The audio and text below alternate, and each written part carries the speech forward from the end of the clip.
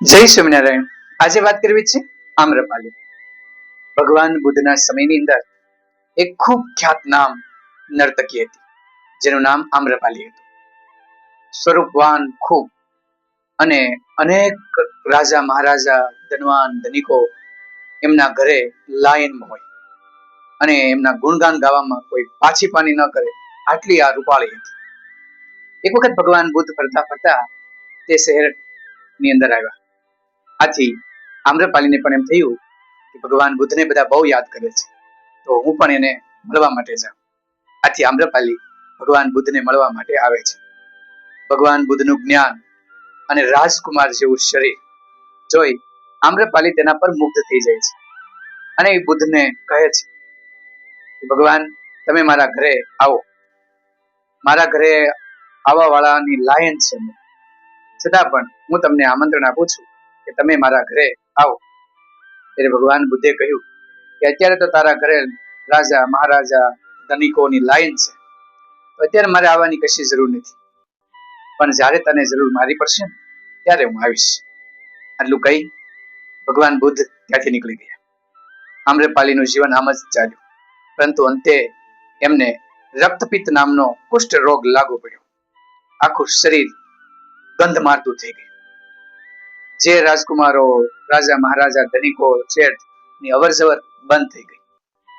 એ સમયે પાણી માગે તો દૂધ હાજર થાય, આવી પરિસ્થિતિ હતી।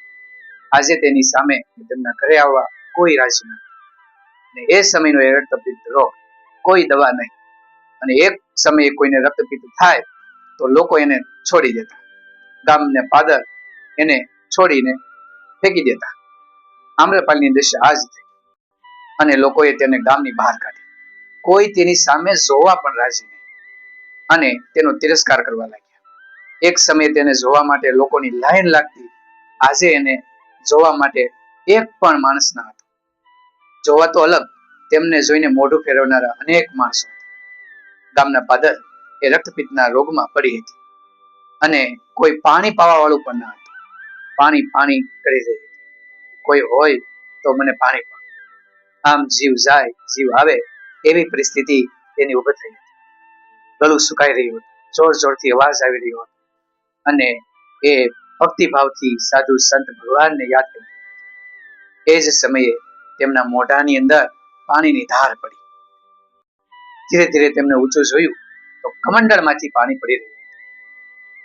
પોતાની હતી એટલી શક્તિ વાપરી તેમને બરાબર ઊંચું જોયું તો ભગવાન બુદ્ધ પાણીની ધારા કરી રહ્યા અને કીધું, કા આમ્રપાલી, મેં કીધું હતું જ્યારે તારી જરૂર પડશે મારી, ત્યારે હું જરૂર આવીશ। આમ દુનિયાની અંદર ભગવાન, સાધુ, સંત ને ખરા હૃદયથી જ્યારે યાદ કરવામાં આવે તો એમની હાજર હંમેશા સેવાની અંદર આવી જતા હોય છે।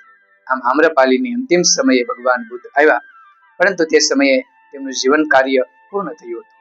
આમ સાધુ સંતનું અમુક ઉંમરે કે અમુક સમયે હાજર થઈ જાય તો જીવન એકદમ સુંદર બની જતું હોય છે।